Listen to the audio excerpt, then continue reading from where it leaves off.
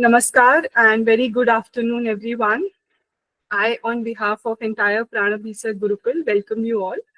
आप सबने अपना इतना important time कुछ learning के लिए निकाला, so that is really appreciable. So welcome to yet another podcast by Pranabhisar Gurukul. हमने podcast की काफी सारी series already conduct की हैं, जिसमें से एक और edition आज हम करने वाले हैं. As we all know that we are very fortunate that we have with us one of the most renowned Ayurvedic cosmetologist and trichologist, Garb Sanskar specialist, Vaidya Preeti Gahukar ma'am. I welcome you, ma'am, once again. We are very, very happy and lucky to have you with us, ma'am. Thank you. So, ma'am, अगर आप मुझे allow करें तो मैं आपका थोड़ा सा brief introduction सबको देना चाहूँगी. May I, ma'am? बिल्कुल. So, ma'am, MD है from Samhita Department and ma'am associate professor है इंदु ताई गायकवाड़ पाटिल आयुर्वेदा कॉलेज नागपुर से, founder of Cosmo Ayu Skin Hair and Wellness Clinic again from Nagpur. Ma'am consultant और एकेडमिक हेड है in Med Ayu hospital Nagpur, joint secretary of Gahukar education and research foundation Nagpur, founder of Cosmo Ayu therapeutic personal care products. Along with that ma'am design करते हैं खुद का और develop करते हैं basic course in ayurvedic cosmetology. And you will be very glad to know that ma'am ने already 33 batches, I repeat 33 batches on cosmetology already conduct किए हैं और हमारे जैसे बहुत सारे, to be very specific 500 plus students को successfully cosmetology सिखाई है. So we can understand the magnitude जो हम सीखने वाले हैं मैम के थ्रू. And मैम ने conduct किए हैं और deliver किए हैं lecture in Charak Samhita and निरूपण. Ma'am has also conducted free Samhita Vachan work for UG and PG practitioners. So apart from academic qualification and experience, ma'am एक Ayurvedic poet भी है. मैम ने कई सारी पोएम्स ऑलरेडी लिखी है और बहुत सारे आयुर्वेदिक कॉलेजेस में उनकी आहार से रिलेटेड और कई सारी पोएम्स फेमस हैं जो हम आपने सुनी भी होंगी. So her experience and knowledge is beyond our expression. And I welcome you, ma'am, once again on behalf of entire Pranabhisar team. Thank you. अपना इतना time आपने निकाला हमारे लिए, we are very fortunate. So thank you so much. So firstly, ma'am, to begin with, if we can start the podcast, we just wanted to know what actually cosmetology and trichology is. So cosmetology, हमने cosmetology, trichology ये words सुने हैं. तो जो भी medical treatments रहते हैं skin और हेयर के रिलेटेड, तो ये थेरेपीज जो जिस ब्रांच में कवर होती है इसे हम क्लिनिकल कॉस्मेटोलॉजी बोलेंगे. और यही टू बी स्पेसिफिक ट्राइकोलॉजी क्या है, it deals with medical practices specially hair और स्काल्प के लिए जो किया जाता है. ओके. और मैम अगर हमें आयुर्वेद में इसका कहीं रेफरेंस ढूंढना है या अगर कहीं इंडिकेशन आया हो किसी भी स्थान में, तो क्या हमें मिल पाता है आयुर्वेदिक कॉस्मेटोलॉजी का रेफरेंस? हम ऐसे सर्च करने जाएंगे कि सौंदर्य चिकित्सा या कॉस्मेटोलॉजी, ट्राइकोलॉजी, वो तो हमारे संहिता में कहीं मिलेगा नहीं. लेकिन जैसे कि हम सभी को पता है कि आयुर्वेद के 2 प्रयोजन हैं, स्वस्थ से स्वास्थ्य रक्षणम और आतुरस से विकार प्रशमनम. सो स्किन और हेयर को स्वस्थ रखने के लिए जो भी प्रैक्टिसेस है, अभ्यंग, उद्वर्तन, शिरोलेप, आलेप, मुखालेप, ऐसे नस्य और धूमपान में आप देखोगे तो सारे जो भी डिसऑर्डर्स दिए हैं वो नहीं होंगे. खालित्यम न जायते, पालित्यम न जायते, एकदम स्पेसिफिकली दिया गया है. तो ये सारे रेफरेंसेस हमारे ग्रंथों में, सारे बृहत्त्रयी में, लघुत्रयी में भी है. और इस अगर ये व्याधियां हो गई है ना, स्किन और हेयर डिसऑर्डर्स हो गए, तो उनके ट्रीटमेंट्स भी दी गई है. सो इसी संदर्भों को ध्यान में रखते हुए हमें क्या करना पड़ेगा, जैसे कि मैं संहिता की रीडर हूँ, सो तंत्र युक्ति सभी ने पढ़ा होगा, तो ये स्कैटर्ड रेफरेंसेस जब हम एकत्रित करते हैं तो हमें डेफिनेटली कॉस्मेटोलॉजी और ट्राइकोलॉजी के रेफरेंसेस मिलते हैं और इसको हम बहुत अच्छे से प्रैक्टिस कर सकते हैं. और मैम जब भी हम कॉस्मेटोलॉजी की बात करते हैं, हम अक्सर या तो फेस में कोई पैक, लेप और अभ्यंग एक्सटर्नल पे ज्यादा फोकस करते हैं। तो क्या इसमें कोई इंटरनल मेडिसिन का यूज है, या इसको भी हम अपने प्रैक्टिस में ला सकते हैं? बीइंग अ वैद्य हमें इंटरनल मेडिसिन पे ही ध्यान देना है, क्योंकि हम एक्सटर्नली जितना भी पैक लगाएंगे, अभ्यंग करेंगे, उसका बेनिफिट नहीं मिलेगा। सो पेशेंट जब आता है तो हमें डिटेल हिस्ट्री लेनी है, निदान परिवर्जन। अगर हमें आश्चर्य लगेगा कि संशोधन चिकित्सा भी करनी पड़ती है। नॉर्मल एक्ने का पेशेंट है तो उसमें भी अगर बहुदोषावस्था है तो संशोधन चिकित्सा करना पड़ेगा, जैसे वमन, विरेचन, ये सब प्लान करना पड़ता है हमें। संशोधन चिकित्सा, संशोधन चिकित्सा, अभ्यंतर चिकित्सा का बहुत अच्छा रोल है। और अभ्यंतर चिकित्सा भी करना है तो जो भी हमारे कंसेप्ट है, दोष, धातु, मल, अग्नि, इन सब का विचार हमें करना पड़ेगा। और मैम जैसे मार्केट में बहुत सारे ऐसे ब्रांड्स हैं हर्बल मेडिसिन के, जो हर्बल बोल के प्रोडक्ट्स को सेल करते हैं। सो बीइंग अ वैद्य हम उनसे कैसे अलग हो सकते हैं, और क्या हमें भी इस तरीके के प्रोडक्ट्स लोगों को अवेलेबल कराने चाहिए? जैसे कि हमें पता है कि बहुत लोगों में ये दुविधा रहती है कि हम तो वैद्य है, हम क्यों इसमें जाए, प्रोडक्ट मेकिंग में हम क्यों जाए। पर जब मेरे पास पेशेंट आता है और वो बोलता है कि हाँ, शिकेकाई के काढ़े से हमको हेयर वॉश नहीं करना है ना, करना चाहिए, मैं भी प्रमोट करती हूँ उसको, लेकिन मुझे आज पार्टी जाना है, शादी में जाना है, सो मुझे वो लुक नहीं चाहिए, ठीक है, अभ्यंग करके मुझे बाहर नहीं जाना है। थोड़ा कुछ मॉइस्चराइजर मुझे चाहिए। मुझे जब एडवाइस करना है पेशेंट को, अभ्यंग के जगह क्रीम एडवाइस करनी है, लोशन एडवाइस करना है, काढ़े के जगह कुछ शैम्पू एडवाइस करना है, तो मेरे पास हर्बल ऑप्शन कितने हैं मार्केट में, और हर्बल ऑप्शंस है, लेकिन सच में उसमें कितना हर्ब यूज होता है, कितना केमिकल यूज होता है, ये हमको नहीं पता। अगर मैं खुद मेरा प्रोडक्ट बनाती हूँ तो मुझे पता रहेगा कि मैंने इसमें कितना केमिकल डाला है, क्योंकि कुछ प्रोडक्ट्स तो है जो हम जीरो केमिकल में भी बना सकते हैं, वो भी हमने यहाँ कोर्स में इंक्लूड किए हैं। लेकिन कुछ प्रोडक्ट जैसे शैम्पू, उसके लिए तो केमिकल डालना ही पड़ेगा। तो हमें पता रहेगा कि हमने क्या यूज किया है, कितना केमिकल डाला है, सच में इसमें काढ़ा डाला है, नहीं डाला है, ये हमें पता रहेगा। और ठीक है, बना तो लिया, एक बेसिक पता है, लेकिन हम इसको कस्टमाइज भी कर सकते हैं कि प्रकृति अनुसार, स्किन टाइप के अनुसार, सीजन के अनुसार। अभी ग्रीष्म ऋतु शुरू है तो ऑब्वियसली मैं जो उष्ण द्रव्य है वो नहीं डालूंगी। हम सीजन वाइज और पेशेंट वाइज इसको कस्टमाइज कर सकते हैं। किसी पर्टिकुलर पेशेंट को किसी चीज की एलर्जी है, जैसे हल्दी की एलर्जी बहुत लोगों को रहती है, तो ऐसा पेशेंट अगर आता है तो हम उसमें से हल्दी निकाल देंगे। तो इस तरीके से हमें ये बहुत बेनिफिशियल हो सकता है। मैम बहुत अच्छे से मैम आपने एक चीज मेंशन की कि हम कस्टमाइज कर सकते हैं अकॉर्डिंग टू पेशेंट। हाँ।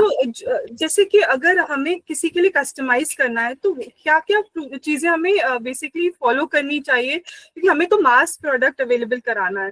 तो अगर हमें मास लेवल पे प्रोडक्ट स्केल करना है तो फिर हम कस्टमाइजेशन को उसमें कैसे इंटीग्रेट कर सकते हैं? मास लेवल पे करना है तो कस्टमाइज नहीं कर सकते। हमारे यहाँ जो पेशेंट आता है, पर्टिकुलर डिमांड करता है, तब हम कस्टमाइज कर सकते हैं। मास लेवल पे तो हमें बेसिक मार्केट जैसे एक जो जैसे क्रीम बनानी है तो मोस्टली मैं क्या करूंगी कि मोस्टली उस सारे पेशेंट को ये हाइपो एलर्जिक होनी चाहिए ऐसी क्रीम बनाऊंगी। मोस्टली मैं सेंसिटिविटी को ध्यान में रखते हुए बनाऊंगी। तब कस्टमाइज नहीं होगा। लेकिन मेरे तरफ अगर पेशेंट आता है क्लिनिक में, वो स्पेसिफिक कुछ बताता है उसके लिए, जैसे कि शैम्पू बनाना है, तो नॉर्मली हम शिकेकाई शैम्पू सभी को दे सकते हैं। लेकिन अगर मेरे पास पेशेंट आए कि मेरे ना बाल एकदम झाड़ू जैसे हो जाते हैं, बहुत फ्रीजी है, तो फिर मैं उसमें एलोवेरा एक्स्ट्रा ऐड करूंगी। फ्रीजीनेस के लिए एलोवेरा ऐड करने से उसको कंडीशनिंग की भी जरूरत नहीं पड़ती। Thank you for the input ma'am. और ma'am we are very curious कि अगर हम एक वैद्य हैं तो क्या हम डायरेक्टली ये प्रोडक्ट बना के मार्केट में सेल कर सकते हैं, या हमें कोई और डिग्री या कोई लाइसेंस की जरूरत है टू प्रोडक्ट? लाइसेंस की जरूरत होती है। डायरेक्टली अगर मैं सेल कर रही हूँ पेशेंट को हम डायरेक्टली सेल कर सकते हैं, लेकिन फार्मेसी में नहीं रख सकते जब तक लाइसेंस नहीं लेते। और थोड़ा सा अगर आप उस लाइसेंस का प्रोसेस भी सबके साथ शेयर कर सके मैम। हाँ, उसके लिए ना प्रॉपर आपको आपका सेटअप दिखाना पड़ता है फैक्ट्री, और उसके डिटेल्स में ज्यादा अच्छे से दे पाऊंगी अगर ये जो रहता है फैक्ट्री प्रॉपर चाहिए। फिर आपका पूरा फॉर्मूला उनको देना पड़ता है, आपने कितना द्रव्य क्या क्या यूज किया है, कितने परसेंट में, पूरा डिटेल देना पड़ता है, तब जाके मिलता है। और जैसे हम वैद्य हैं तो हमें क्या कोई एडवांटेज मिलता है ये प्रोडक्ट को मार्केट में अवेलेबल कराने का? मार्केट में अवेलेबल कराने के लिए तो मैं बहुत ज्यादा प्रमोट नहीं करती हूँ, क्योंकि वैसे मैंने बताया कि मार्केट के लिए अगर करते तो वो कस्टमाइज नहीं होता है ना। अगर हमें सेम करना पड़ेगा कि उतने दिन वो रहना चाहिए, फिर उसका प्राइस बढ़ जाता है क्योंकि डिस्ट्रीब्यूटर को देना पड़ता है, और हम एडवर्टाइज उतना लेवल पे नहीं कर सकते जैसे कि हमारे जो कॉम्पिटिटर है ना। सो बहुत बड़ी बड़ी एडवर्टाइज करते, तो उतना हम तो नहीं कर पाएंगे, तो उतना वो मार्केट में सेल नहीं होता है। कोई भी स्किन और हेयर प्रोडक्ट जो है वो इसे ऑनलाइन देख के नहीं खरीदता है। सो जितना हम स्पेसिफिक रखे इसको, उतना मेरे हिसाब से अच्छा है। बहुत लोग करते भी है तो करना भी चाहिए, उसमें कुछ दिक्कत नहीं है। लेकिन ये जो है ये मेरा पेशेंट, उसको कैसे मैं अच्छा बनाऊं, है ना, उसको कैसे बेटर ऑप्शन दूं, उसके लिए ये बेटर है। Okay ma'am. और मैम जैसे कोई पेशेंट आता है तो हमने उसको इंटरनल मेडिसिन दे दी और फिर एक्सटर्नली भी हमने जो भी अपने प्रोडक्ट्स हैं वो अवेलेबल करा दिए, बट इसमें क्या डाइट का कोई रोल है या स्पेसिफिकली कोई डाइट हम कॉस्मेटोलॉजी या डाइकोलॉजी से रिलेटेड फॉलो कर सकें? अगर आप उसके बारे में थोड़ा गाइड करें। अभी डाइट का बहुत ही ज्यादा इम्पोर्टेंट रोल इसमें है, क्योंकि हमें सबको पता है कि हम जो भी खाते हैं तो आहार रस, रस, रक्त, अग्नि, ये पूरा क्रम हमें पता है। सो अगर रस धातु अच्छा रहेगा तो फिर उसके उपधातु अच्छे रहेंगे, रक्त धातु अच्छा रहेगा। रक्त धातु अगर बिगड़ गया तो कितने सारे स्किन प्रॉब्लम्स होते हैं। अस्थि धातु अगर बिगड़ गया तो उसका मल जो केश बताया गया है उस पे उसका इफेक्ट होगा। तो इसीलिए जो अपना आहार रस है उसको अच्छा बनना चाहिए।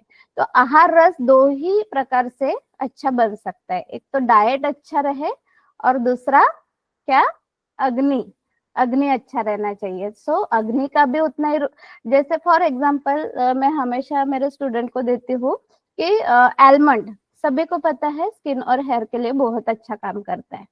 क्यों अच्छा काम करता है? कि उसमें विटामिन ई है। Vitamin E is also known as beauty vitamin, है ना, स्किन और हेयर के लिए अच्छा है। लेकिन अगर मुझे इंडाइजेशन है या लूज मोशन है और मैंने आलमंड खा लिया तो वो एब्जॉर्ब भी नहीं होगा, तो विटामिन ई जो है वो तो मिलने से रहा, तो स्किन और हेयर पे उसका बेनिफिट नहीं होगा। सो आहार जितना इम्पोर्टेंट है उतना ही ज्यादा अग्नि भी इम्पोर्टेंट है। Okay, that's great. And ma'am जितने भी यंग एस्पायरिंग वैद्य हैं उनके पास बहुत सारे ऑप्शंस हैं, जैसे वो चाहे तो कैंसर पे आजकल बहुत अच्छा काम हो रहा है या और भी काफी सारी फील्ड्स हैं, नेफ्रोलॉजी है या जनरल मेडिसिन है। सो अपार्ट फ्रॉम दैट उनको अगर कॉस्मेटोलॉजी लेनी है तो उनके कंपैरिजन में ये कैसे एक बेटर है और क्या इसका आगे के टाइम में क्या इसका स्कोप है मैम? यंग जो प्रैक्टिशनर्स है उनके लिए ये बहुत ज्यादा बेनिफिशियल रहेगा। क्यों? क्योंकि जैसे आपने बोला कि कैंसर में बहुत अच्छे रिजल्ट्स है, या बहुत सारे क्रॉनिक डिसऑर्डर्स है उन पे बहुत ही अच्छा अपना रिजल्ट है आयुर्वेद का। लेकिन वो पेशेंट आप तक पहुंचने के लिए आपको एक एक्सपीरियंस की जरूरत होती है, बराबर है। अभी मैंने आज ओपीडी शुरू की तो आज मेरे पास कैंसर का पेशेंट नहीं आ सकता, वो आएगा, है ना। जो अपना कॉन्फिडेंस है, अपना नॉलेज देख के धीरे धीरे आ सकता है। लेकिन आज मुझे पेशेंट चाहिए, आज मैंने इतना इन्वेस्टमेंट करके रखा है, आज ही मुझे पेशेंट चाहिए। सो अराउंड 70% लोगों को स्किन और हेयर प्रॉब्लम है। अगर मैं आज स्टडी करती हूँ, हम में से कोई भी अगर आज स्टडी करता है तो अपने घर में ही पेशेंट मिलते हैं, अपने रिलेटिव्स में मिलेंगे, फ्रेंड्स में मिलेंगे, ठीक है। सो मैं आज अगर बोर्ड लगाती हूँ तो मुझे 10 लोग घर के पूछेंगे कि एग्जैक्टली क्या कर रही है तू, है ना। सो पैक बनाते हो कुछ तो घर के लोग पूछेंगे पहले कि अरे मुझे भी प्रॉब्लम है, मुझे चाहिए था, मुझे पिगमेंटेशन है। आप देखोगे कि सबके नियर बाय लोग रहते हैं जिनको प्रॉब्लम है। सो ये सारी चीजें सेल्फ एक्सपीरियंस करने वाली है। तो जैसे च्यवन ऋषि ने खुद रसायन का सेवन करके खुद पहले तारुण्य प्राप्त किया था, वैसे ही इसकी प्रैक्टिस है कि पहले जैसे अभ्यंगम आचरित नित्यम बताया गया है, तो सेल्फ करके देखो अभ्यंग कैसे लगता है, शिरोभ्यंग करके देखो, हेयर पैक लगा के देखो, फेस पैक लगा के देखो, सेल्फ एक्सपीरियंस करो। उससे आपका कॉन्फिडेंस बढ़ेगा, आपके रिलेटिव्स फ्रेंड्स में से फिर लोग पूछेंगे, आप प्रमोट करोगे। सो यही से शुरुआत होगी, आपके आज से प्रैक्टिस की शुरुआत हो सकती है अगर आप ठीक से समझते हैं तो। बहुत बेनिफिशियल है, रिजल्ट बहुत अच्छे हैं, इंस्टेंट भी मिलते हैं। आयुर्वेद स्लो काम करता है, ये मिथ है वो, इसमें अगर ये कोर्स आप करते हो तो निकल जाएगी, क्योंकि बहुत ही अमेजिंग रिजल्ट्स इसमें मिलते हैं। Yes ma'am. मैम एलोपैथी में भी जैसे डर्मेटोलॉजी उनकी अपनी फील्ड है, तो आयुर्वेद उसमें कैसे बेटर है, और क्या उनके कंपैरिजन में हमारे पास बेटर टेक्नोलॉजी और सब कुछ उनसे कंपैरिजन करें तो बेटर रिजल्ट्स हैं हमारे पास या नहीं? हर शास्त्र का एक लिमिटेशन है, जैसे डर्मेटोलॉजिस्ट भी है। वो उनको पता है कि उनकी लिमिट क्या है। वो कभी भी ऐसा नहीं कहेंगे, जैसे लेजर के पेशेंट अपने पास आते हैं, लेजर करके आते हैं, तो वो बताते हैं केमिकल पिल लेके पेशेंट आते हैं। कि नहीं, मतलब उन्होंने बताया था कि इतना परसेंट ही, इतने सेटिंग लो तो 50 to 60% मेरा स्कार जो है वो कम हो गया, या मेरा पिगमेंटेशन कम हो गया। तो they have their own limitation, और हमें भी पता है कि अपने हमारे शास्त्र में भी लिमिटेशन है।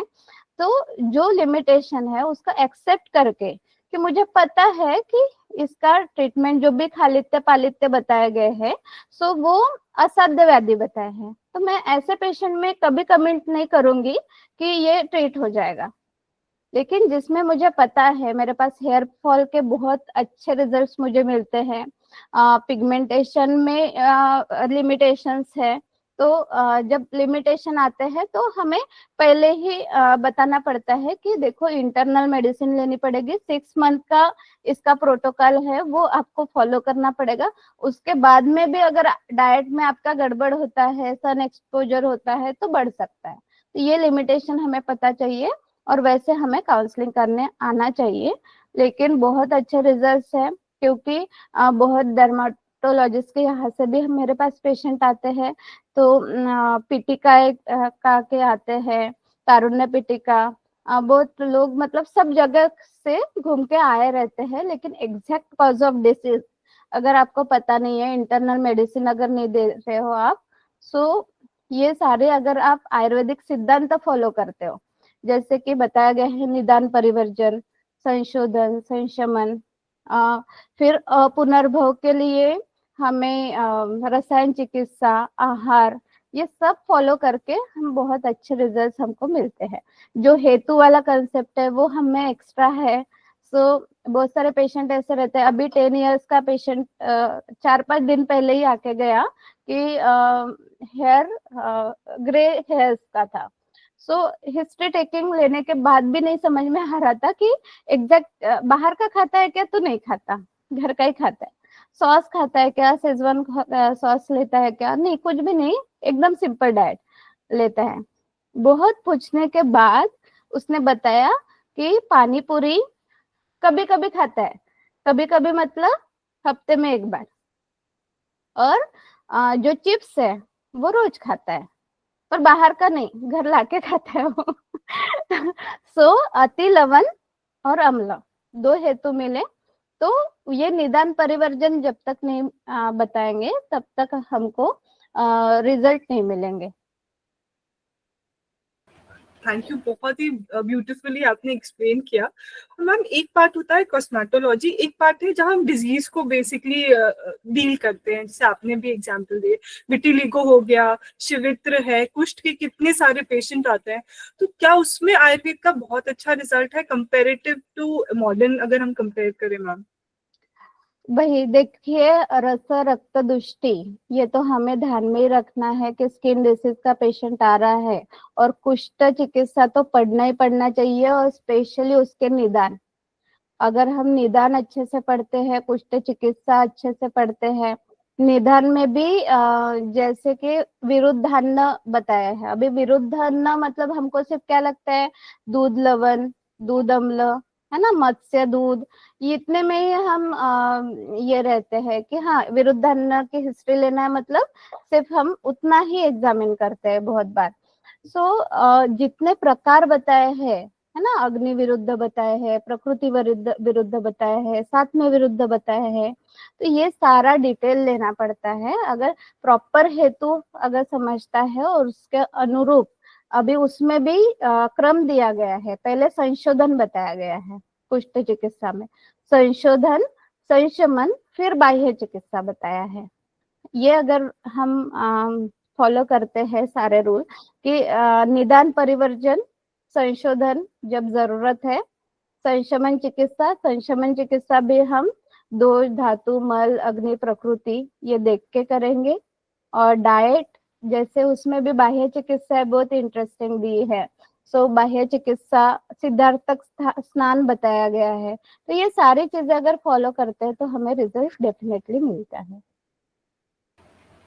Yes ma'am. और आज के टाइम में जैसे गर्मी का भी मौसम चल रहा है, तो सब बहुत प्रमोट करते हैं सनस्क्रीन यूज करो हर जगह, कि आप सनस्क्रीन के बिना नहीं जा सकते, और घर पे भी सनस्क्रीन लगाओ। तो क्या आयुर्वेद में इसका कोई रेफरेंस मिलता है, या आप अगर सजेस्ट करें सनस्क्रीन एक्चुअली में लगाना चाहिए या नहीं? सनस्क्रीन का तो वैसे आयुर्वेद में कुछ भी आया नहीं है, लेकिन हम उसको एलोवेरा जेल से प्रोटेक्ट कर सकते हैं। एलोवेरा जेल एक अच्छा हम सनस्क्रीन इफेक्ट उसका बोल सकते हैं। शतधोत घृत, शतधोत घृत बहुत अच्छा काम करता है। और अगर आपको मार्केट से लेना है तो लैक्टोकैलामिन लोशन आता है, तो वो भी एज ए सनस्क्रीन हम यूज कर सकते हैं। और मैम आजकल जैसे बोटॉक्स काफी मतलब इसके बारे में काफी लोग ट्रीटमेंट ले भी रहे हैं, और इसको रेगुलर भी कर रहे हैं। तो क्या एक तो सही है, और दूसरा इसका आयुर्वेद में क्या रिप्लेसमेंट हो सकता है मैम? किसका? Botox ma'am, Botox. Botox, Botox तो एंटी एजिंग करके करते हैं ना, कि जो फाइन लाइंस है वो नहीं दिखने चाहिए, इसके लिए। तो अगर आप आहार और रसायन चिकित्सा, ये अगर योग्य वय में ले, है ना, सो हमें क्या लगता है कि हम 40-50 के बाद रसायन चिकित्सा शुरू करेंगे। सो नहीं, 30 plus is the correct age, कि आपको मुझे लगता है कि मुझे नहीं अकाल वार्धक्य नहीं आना चाहिए, तो हम आहार चिकित्सा और रसायन थेरेपी हमें यूज करनी चाहिए। लेकिन वही है कि रसायन चिकित्सा कब बताइए है, संशोधन के बाद बताइए। मैं डायरेक्ट आज च्यवनप्राश लूंगी तो मुझे नहीं उसका बेनिफिट मिलेगा। तो रसायन चिकित्सा, तो उसके पहले संशोधन काफी अच्छा एंटी एजिंग है। अगर ऋतुनुसार अगर आप संशोधन करते हो तो वो भी, उसका भी व्यवस्थापन इफेक्ट बताया गया है। सो ऐसे तो कुछ नहीं है कि बोटॉक्स जैसे ट्रीटमेंट एकदम फास्ट रिजल्ट हमें मिलेगा। लेकिन अगर मुझे आज फाइन लाइन है, लेकिन मैं जो बताऊंगी एंटी एजिंग ट्रीटमेंट, वो अगर पूरा साल भर अगर फॉलो करता है पेशेंट, तो उसके रिकल्स कम होते हैं। Okay ma'am. और मैम कॉस्मेटोलॉजी में एरोमा थेरेपी को भी बहुत इंटरकोरिलेटी करते हैं, तो आप बता सकते हो कि उसमें क्या यूज है एरोमा थेरेपी का? अभी एरोमा थेरेपी क्या है, उसमें इसेंशियल ऑयल्स यूज होते हैं। अभी इसेंशियल ऑयल क्या है, जो भी हमारे फ्रूट्स है या फ्लावर्स है, तो उसमें जो नेचुरल ऑयल रहता है वो एक्सट्रैक्ट किया जाता है। सो ये जो ऑयल है, फॉर एग्जांपल रोज, रोज से क्या निकलेगा, रोज ऑयल निकलेगा। ऑरेंज पील से ऑरेंज ऑयल निकलेगा, लेमन पील से लेमन ऑयल। सो ये जो भी नेचुरल ऑयल है उसको एक्सट्रैक्ट किया जाता है।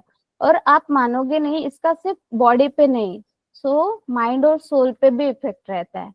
सो हम अगर हमें कुछ कॉस्मेटिक मेकिंग करना है या प्रोसीजर्स करना है, हेयर ट्रीटमेंट करना है, फेस ट्रीटमेंट करना है, तो इसमें ये हम इसेंशियल ऑयल्स डाल सकते हैं।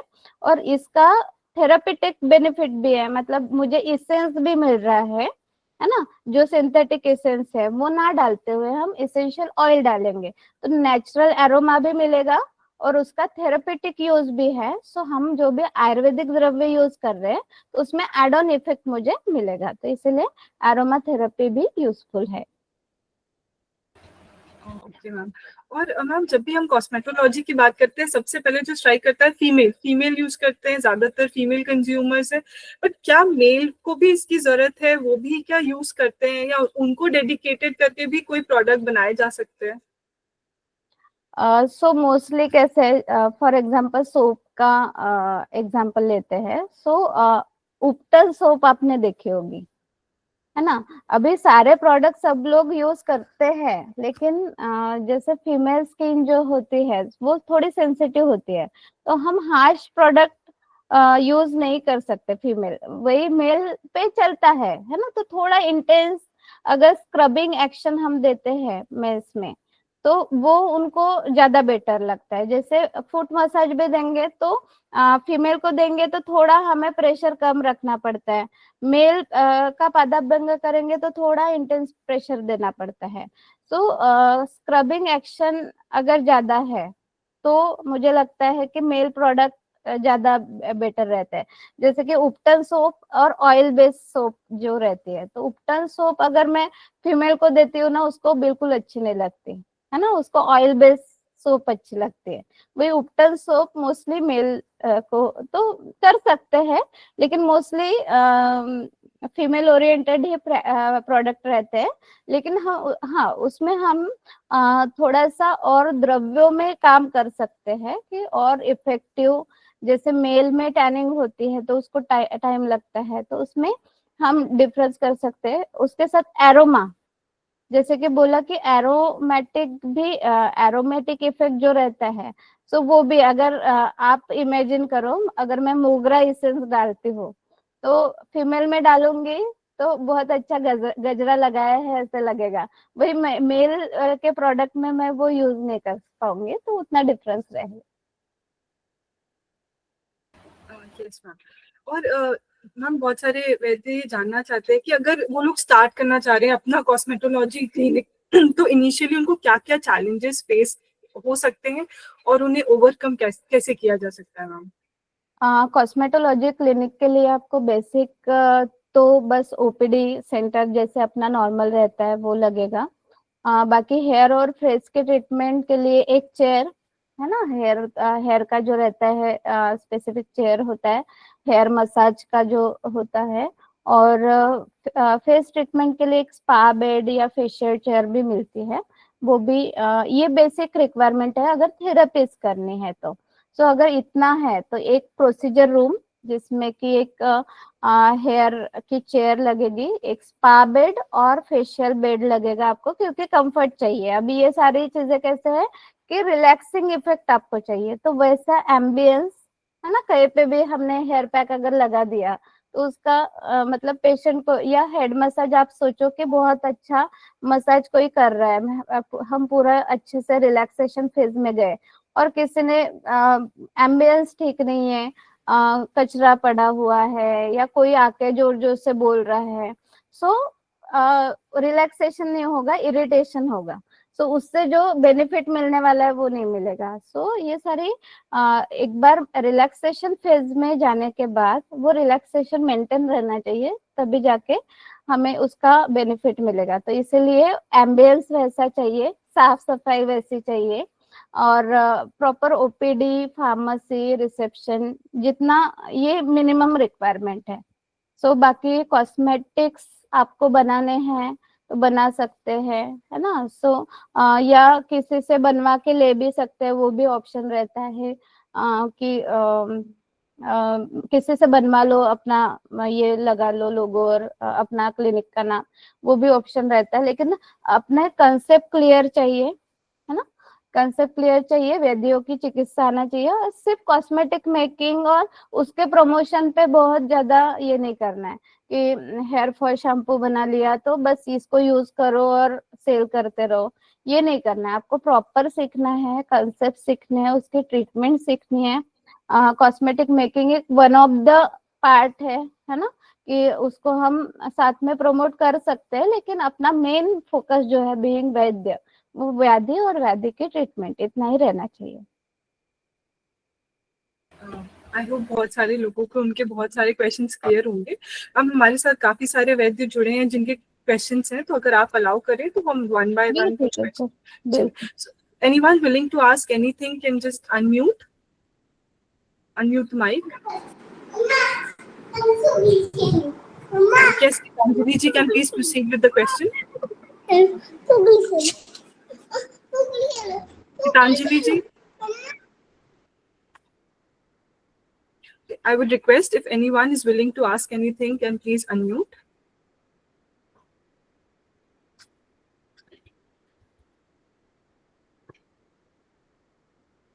Jimesh ji can please unmute. Ma'am हम सेकंड ईयर में आए या फिर मैम हम आगे वह सोचे कि हम ये प्रोडक्ट का फॉर्मेशन कर सकते हैं कि इसमें आगे मतलब कि बिजनेस आइडिया की प्रोडक्ट फॉर्मेशन को सोच सकते हैं हम। प्रोडक्ट मेकिंग आप कर सकते हो सेकंड ईयर में हो तो, खुद का खुद promote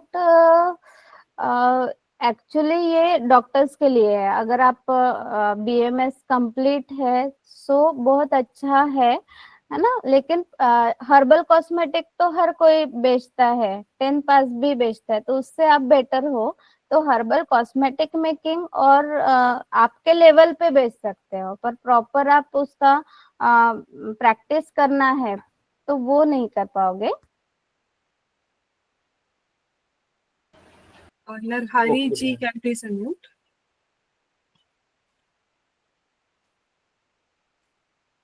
Narhari ji can please unmute. Rajiv ji can please unmute.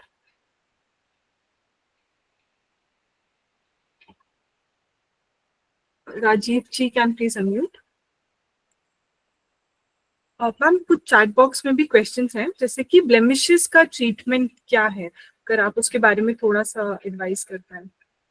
रक्त दुष्टि से मोस्टली होता है, तो हमें रक्त प्रसादन देना पड़ेगा, और साथ में हमें हर पेशेंट में देखना है कि दोष कौन सा इन्वॉल्व है।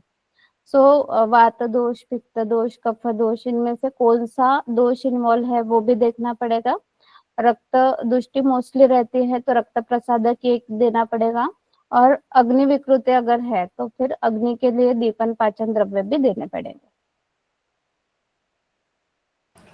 मैम नेक्स्ट क्वेश्चन है, बादाम में जो विटामिन ई है ये आधुनिक विज्ञान के माध्यम जाना जा सकता है, बट आयुर्वेद के कौन से द्रव्य गुण कर्म रस वीर्य विपाक प्रभाव से हम इसे कह सकते हैं कि हम ये सौंदर्य में इसको कोरिलेट कर सकते हैं? मधुर रस वर्ण्य बोला गया है। और पार्थिव है, जितने भी सॉलिड चीजें रहती है तो पृथ्वी महाभूत प्रधान रहती है, तो पृथ्वी का काम क्या है, मजबूती देना, ठीक है। सो धातुओं को, उपधातुओं को बल देने का काम पार्थिव महाभूत करता है, तो इसमें पार्थिव महाभूत है, और ये मधुर रस प्रदान है, मधुर रस वर्ण्य होता है, तो इसीलिए स्किन और हेयर के लिए बहुत अच्छा है।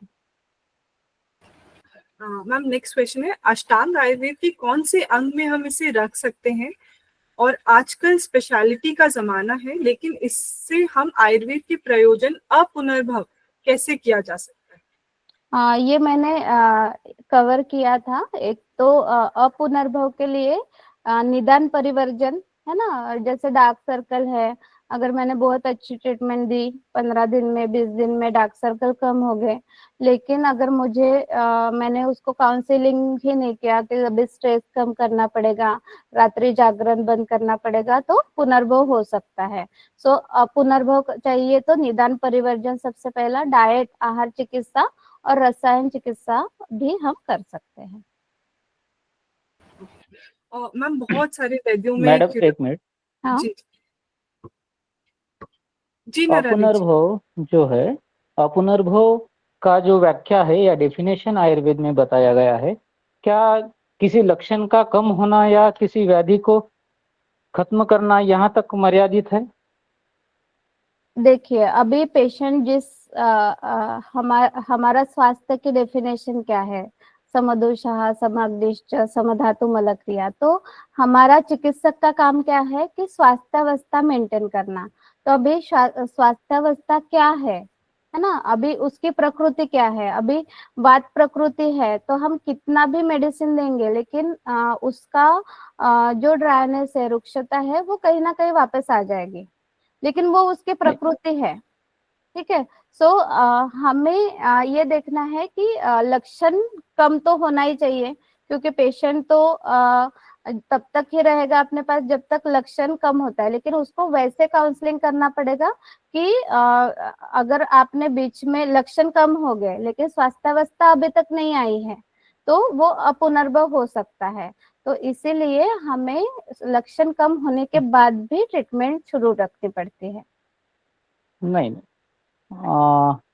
आपने अभी कहा कि अपुनर्भव हो चुके हैं कुछ केसेस, यानी अपुनर्भव का अर्थ क्या है कि पुनः पुनः उद्भव, है ना, बाद में कभी नहीं होगा, सही है, यही अर्थ है ना। हाँ। और चरक के हिसाब से अपुनर्भव की व्याख्या बताई गई कि रजोस्तमो अभावात बलवत कर्म संशयात वियोगे सर्व संयोगे अपुनर्भव उच्यते।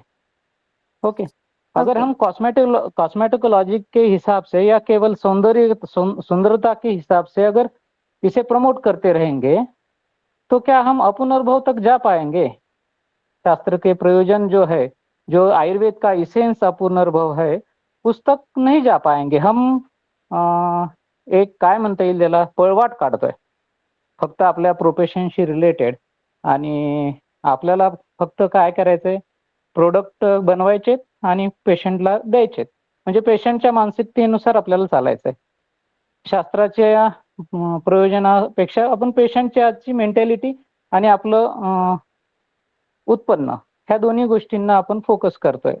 अपुनर्भवाकडे आपण फोकस करू तर रजस्तम अभावात किंवा संशोधन, तुम्ही म्हणताय काही चिकित्सांमध्ये संशोधन करावं लागेल, पण संशोधन करण्याच्या अगोदर चरक सांगतोय की संशोधन कधी करा, ज्यावेळेस एखाद्या रुग्णामध्ये रजतमाचा अभाव असेल किंवा रजतम कमी होईल किंवा सत्वाची वृद्धी असेल तरच तुम्ही संशोधनाला त्या पेशंटमध्ये पेशंटला घ्या, अदरवाईज नका। म्हणजे तिथे केलेलं संशोधन सुद्धा काहीच उपयोगाचं नाहीये। मग आपण पण संशोधन पण आता असेच होत चालू आहेत ना, जिथे रजतम सत्वाची वृद्धि न करताच संशोधन सुरू आहेत, मग अपुनर्भव कसं चालेल? मैं आपको थोड़ा सा इंटरप्ट करूंगी प्लीज, अगर आप हिंदी में बोल पाए, because majority Hindi speaking audience है सर। ओके। संशोधन चरक के अनुसार या शास्त्र के अनुसार तभी करना चाहिए जब हमारे पास सत्व की वृद्धि है, यानी सत्व बढ़ रहा है या हम शुद्ध सत्व की तरफ जा रहे हैं, तभी संशोधन परफेक्ट से काम आता है। रजस्तमों का वहां पर अभाव होता है या कम हो चुके होते हैं, तभी संशोधन के बाद हम ट्रीटमेंट का अपुनर्भव या रसायन का सोच रहे हैं, तभी तक नहीं सोच रहे। अपुनर्भव अगर हम चाहते हैं सही दिशा में, सही दिशा में, नॉट ओनली सिम्टम्स या साइंस या कुछ प्रॉब्लम्स, व्यंग है, तिल है, इसका नहीं है। अपुनर्भव यानी न पुनः उद्भव है ना, तब यानी उसको बाद में उस चीज का कोई दिक्कत ही नहीं आएगा। इसे कॉस्मेटोलॉजी के हिसाब से हम अपुनर्भव तक जा सकते हैं क्या, ऐसा मेरा क्वेश्चन था। लेकिन अगर हम इसी सोच में अगर रहेंगे तो हम भी अपुनर्भव स्वयं का नहीं कर पाते, ना रुग्णों का कर पाएंगे। ऐसा मुझे कहना है कि पहले हमने खुद का अपुनर्भव करना चाहिए, फिर बाद में रोगों के या रुग्णों के अपुनर्भव के बारे में सोचना चाहिए। अगर हम कॉस्मेटोलॉजी को अष्टांग आयुर्वेद में अगर देखें, हर एक अष्टांग का अंग का अगर सुपर स्पेशलिटी की ओर जा रहे हैं तो सुपर स्पेशलिटी हम कंपैरिजन मोड पर लेके जा रहे हैं आधुनिक विज्ञान के। हमें कंपैरेटिवली नहीं चाहिए, हमें सुपर स्पेशलिटी आयुर्वेद के सिद्धांतों के ऊपर, आयुर्वेद के जो कुछ भी है उन्हें बढ़ावा देना चाहिए। न कि अभी जैसे मैंने विटामिन ए के बारे में भी पूछा, बादाम तेल में विटामिन ए है तो एंटी एजिंग है, नहीं ना, हमें प्रमोट करना है विटामिन ए को, हमें ई को हमें प्रमोट नहीं करना चाहिए ना।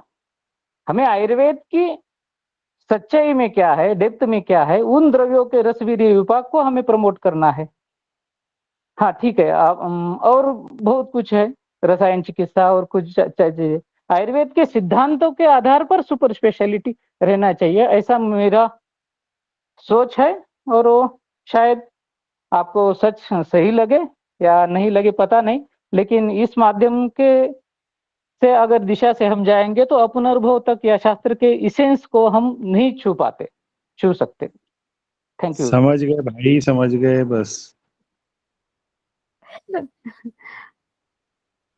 ठीक है, सर ने ठीक कहा कि ये सारी चीजें जो है हमें आयुर्वेदिक प्रिंसिपल को ध्यान में रखते हुए ही एक्सप्लेन करना चाहिए। वो मैंने विटामिन ई का जस्ट एग्जांपल दिया था, लेकिन हम जो भी यूज करेंगे वो आयुर्वेद के प्रिंसिपल्स को ध्यान में रख के ही करेंगे। हम अगर संशोधन भी कर रहे हैं, संशमन भी कर रहे हैं, तो सारा, और सिर्फ कॉस्मेटिक मेकिंग को मैं कभी भी प्रमोट नहीं करती हूँ। मैंने पहले भी बोला कि कॉस्मेटिक मेकिंग ये वन ऑफ द पार्ट है इस सेशन का, लेकिन पूरा जब तक संशोधन, संशमन, आहार चिकित्सा, सर ने जो बोला सत्व वृद्धि, सो ये हमारा लाइफस्टाइल मॉडिफिकेशन हम जब तक नहीं करेंगे तो इसके लिए अष्टांग योगा बहुत यूजफुल है। तो यम नियम, फिर आसन, फिर प्राणायाम, तो ये सारे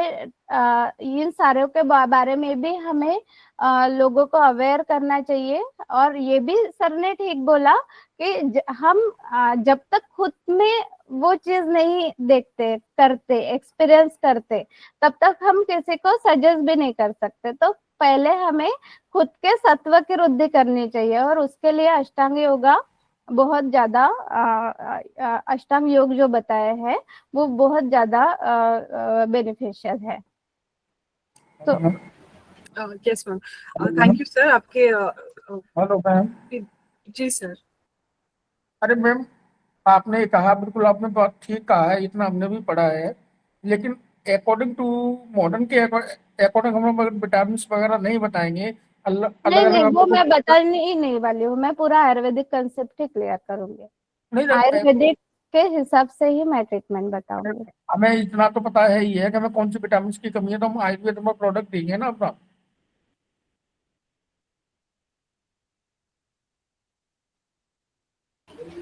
मैम बहुत सारे हम जो भी, सॉरी जी मैम। हाँ बोलिए बोलिए। नहीं आप कंटिन्यू करिए।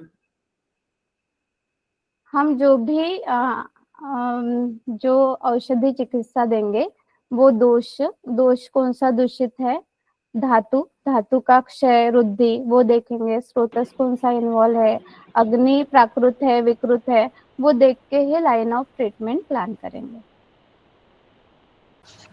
मैम आप जो इसमें झाइयों के लिए आयुर्वेदिक का क्या ट्रीटमेंट, क्या कॉन्सेप्ट लेके चलेंगे, उसके बारे में कोई एग्जांपल दे सकते हैं प्लीज? व्यवस्थापन गन बताया गया है, और व्यवस्थापन गन जो है अगर हम लॉन्ग टर्म में लेते हैं, लेकिन वैसे ही मैंने बोला है कि बहुत लेट अगर लेते हैं तो उसका फिर ये नहीं है, उतना रिजल्ट नहीं है। तो जितना जल्दी हम शुरू कर सकते हैं, लेकिन उससे भी पहले डाइट का बहुत इम्पोर्टेंट रोल है। अगर डाइट अच्छा है तो ही हमें रिजल्ट मिलता है। और बाकी व्यवस्थापन गण जो है उससे सिद्ध तेल, लेप, और इंटरनली भी हम अगर लेते हैं तो उसका इफेक्ट हमें अच्छा मिलता है। मैं इंटरनल का क्या एग्जांपल देंगे कोई? व्यवस्थापन गण के ना टैबलेट्स भी आते हैं, और रसायन बोलिए एग्जांपल कोई मैम उसका? अमल की आंवला लॉन्ग टर्म में हम लेते हैं, गुड़ुची बताया गया है। सो ये व्यवस्थापन गण से अभी ऐसा भी नहीं है कि पूरा का पूरा व्यवस्थापन गण हर एक को सूट होगा, तो वो भी हम पेशेंट देख के डिसाइड कर सकते हैं। मैम जैसे कि मैं भी अपने यहाँ पे ट्रीटमेंट करता हूँ, मगर मैंने इसके अंदर जो रिजल्ट पाता हूँ उसमें मोस्टली मैं पेशेंट का जो है ना लीवर का ट्रीटमेंट जरूर साथ में करता हूँ। और क्योंकि मोस्ट ऑफ द पेशेंट जो होते हैं वो फैटी लीवर और इससे रहते ही हैं, और लीवर की खराबी की वजह से ये फेशियल ब्लेमिश और ये सब चीजें आना बहुत कॉमन है। हाँ। तो आप इसके बारे में क्या कहेंगे?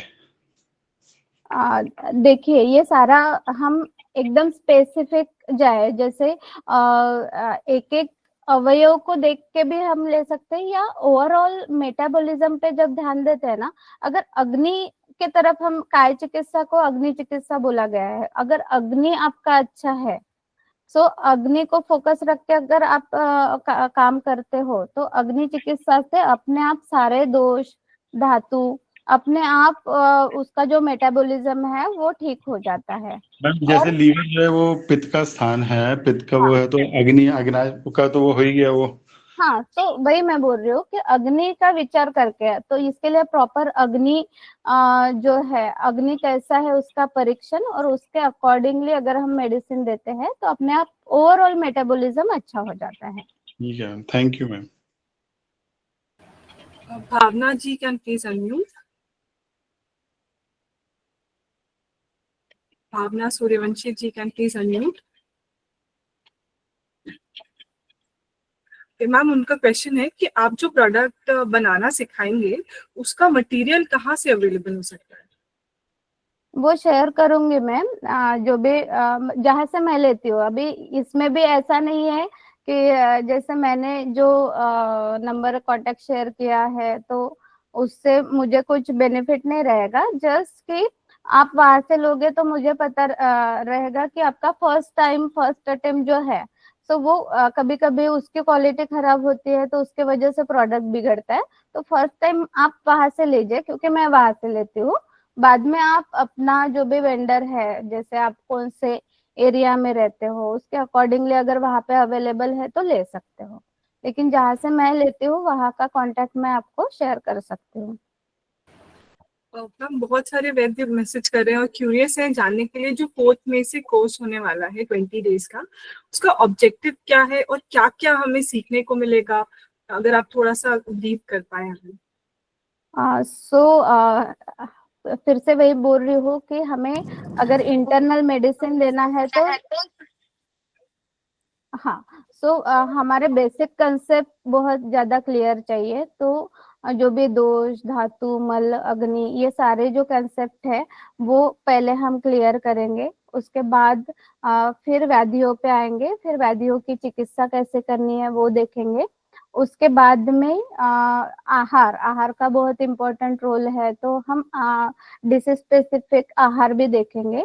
एरोमा थेरेपी जैसे हमने देखा कि पर्टिकुलर लक्षण को कम करने के लिए पर्टिकुलर एरोमा ऑयल हम यूज कर सकते हैं, तो उसका भी बेसिक्स है, वो भी हमने इसमें इंक्लूड किया है। और जो बाह्य चिकित्सा है कि आलेप लगाना है, अभ्यंग करना है, तो ये सारी भी डिटेल्स इस कोर्स में दी जाएगी। और कॉस्मेटिक मेकिंग, जैसे कि मैंने कहा कि मैं सिर्फ कॉस्मेटिक मेकिंग को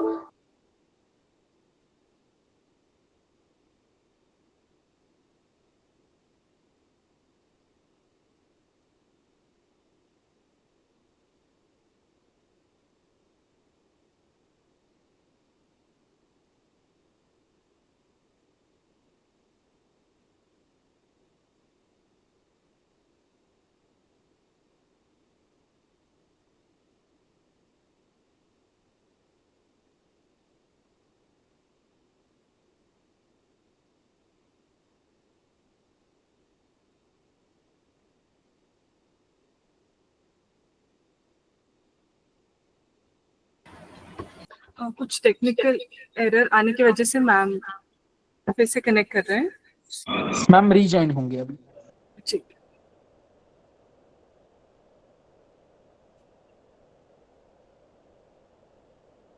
यस मैम। मैम आपका माइक म्यूट पे है, म्यूट हो गया मैम। हाँ हाँ ठीक है। सो सॉरी, डिस्कनेक्ट हो गया था। सो कॉस्मेटिक मेकिंग को सिर्फ मैं प्रमोट नहीं करती हूँ, लेकिन एज अ कोर्स को पूरा करने के लिए हमने इसमें कॉस्मेटिक मेकिंग भी ऐड ऑन किया है। सो कॉस्मेटिक मेकिंग भी आपको बेसिक भी समझेगा और इसको कैसे कस्टमाइज करना है, क्योंकि हमें हर स्किन टाइप के अकॉर्डिंगली या लक्षण के अकॉर्डिंगली हम इसमें कुछ चेंजेस कर सकते हैं, तो वो भी हम कर पाएंगे। सो पूरा कंसेप्ट भी समझेगा, उसके बाद हम इंटरनल मेडिसिन भी प्लान कर पाएंगे और एक्सटर्नल एप्लीकेशन जो है उसका भी विचार करेंगे, और साथ में कॉस्मेटिक मेकिंग भी इसमें कवर हो जाएगा। थैंक यू मैम, और हम सब बहुत एक्साइटेड हैं आपका नॉलेज और एक्सपीरियंस से बहुत कुछ सीखने के लिए, एंड आई एम श्योर बहुत सारे वैद्य भी एक्साइटेड हैं। Last 2 questions, anyone else willing to ask anything? Preeti ji, ma'am, please unmute.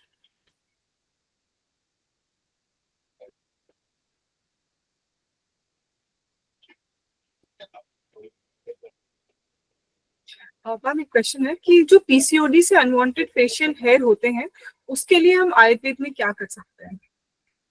हाँ, पीसीओडी में जैसे कि फिर से रिपीटेशन हो रहा है कि हम इंटरनल मेडिसिन ऑब्वियसली देंगे, बहुदोषावस्था होगा तो संशोधन करेंगे। पीसीओडी का जो कॉज है वो हमें ढूंढना है और उसके अकॉर्डिंगली पीसीओडी की चिकित्सा करना है। लेकिन सिर्फ उससे हेयर जो रिग्रोथ है वो उससे कम नहीं होता है, और ये सारे प्रोसीजर में टाइम लगेगा।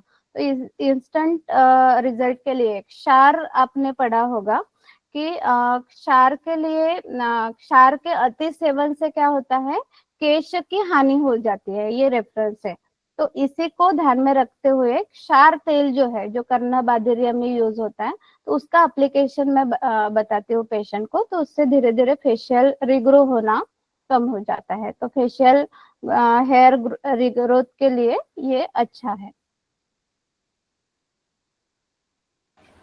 मैम, एक क्वेश्चन आया कि डार्क सर्कल के लिए कोई लेप यूज कर सकते हैं क्या?